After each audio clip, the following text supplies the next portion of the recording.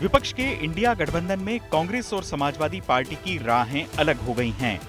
मध्य प्रदेश विधानसभा चुनाव में टिकट वितरण पर दोनों पार्टियों में बात नहीं बनी, जिसके बाद अखिलेश यादव कांग्रेस पर वायदा खिलाफी का आरोप लगा रहे हैं। उन्होंने कहा कि रात 1 बजे तक बैठक हुई, कांग्रेस ने उन्हें मध्य प्रदेश की 6 सीटों का भरोसा दिलाया, लेकिन बाद में उन पर अपने उम्मीदवारों का ऐलान कर दिया। अगर ये बात पहले पता होती तो कांग्रेस वालों के फोन भी नहीं उठाता। अखिलेश की नाराजगी पर कमलनाथ से भी सवाल पूछने की कोशिश हुई, तो उनका जवाब भी सुनिए।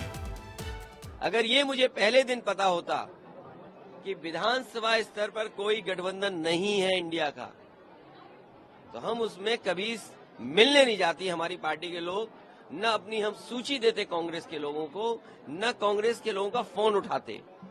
लेकिन अगर उन्होंने ये बात कही है कि गठबंधन नहीं है, तो हम स्वीकार करते हैं गठबंधन नहीं है।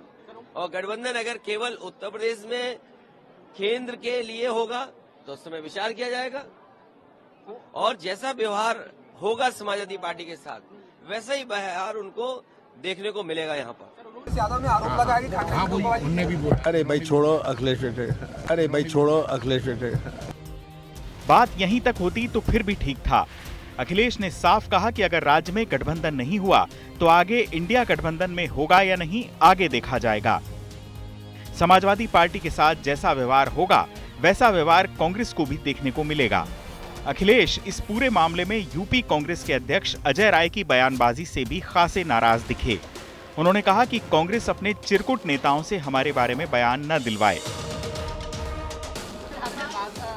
में समर्थन किया और ऐसा एक किस नेता के बारे में बात कर रहे हो आप? ये कांग्रेस के कौन नेता है? उनके प्रदेश अध्यक्ष कह रहे हैं। देखिए, प्रदेश अध्यक्ष की कोई हैसियत नहीं है, न वो पटना की मीटिंग में थे, न वो जाकर के मुंबई की मीटिंग में थे। इंडिया के बारे में क्या जानते हैं वो? गठबंधन के बारे में उनकी क्या हैसियत है जो बोल रहे हैं इस तरह की बात? यानी अखिलेश की नाराजगी इस हद तक है कि वो कांग्रेस के साथ अब पूरे इंडिया गठबंधन पर ही तंज करते दिखाई दे रहे हैं।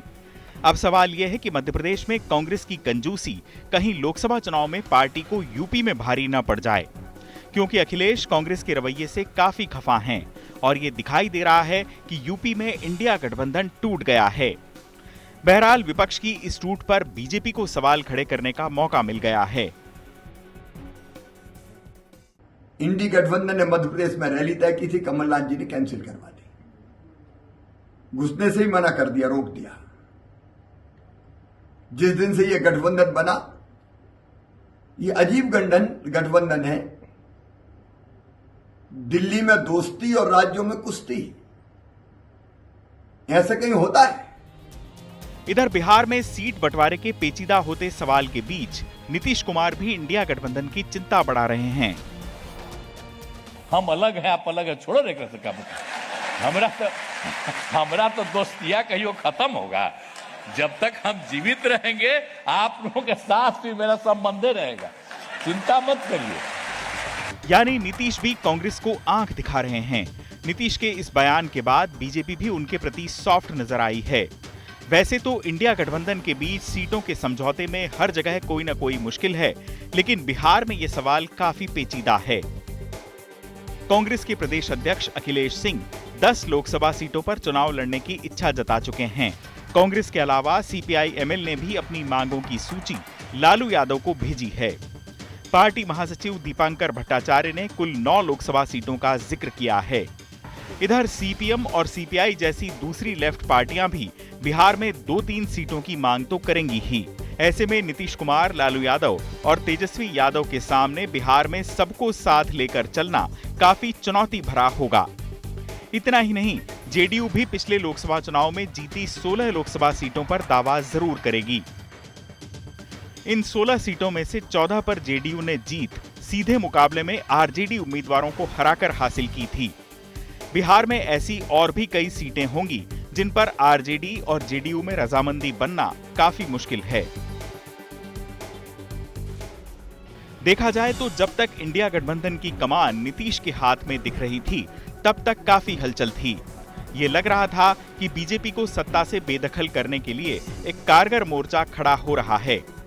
लेकिन नीतीश के गठबंधन का संयोजक बनने की राह में लालू आड़े आ गए और बाद में सारी कमान कांग्रेस के हाथों में आ गई। इसके बाद से विपक्ष का कुनबा सिर्फ किसी न किसी नकारात्मक खबर को लेकर चर्चा में रहा है। मुंबई बैठक के बाद दिल्ली में शरद पवार के घर हुई समन्वय बैठक में भी सीट शेयरिंग पर तेजी से आगे बढ़ने की बात कही गई थी, लेकिन सीट शेयरिंग तो दूर, लगभग सभी चुनावी राज्यों में गठबंधन के घटक दल एक दूसरे के खिलाफ ताल ठोक रहे हैं, जो इंडिया गठबंधन में बिखराव की तरफ इशारा करता है। चुनाव आज तक।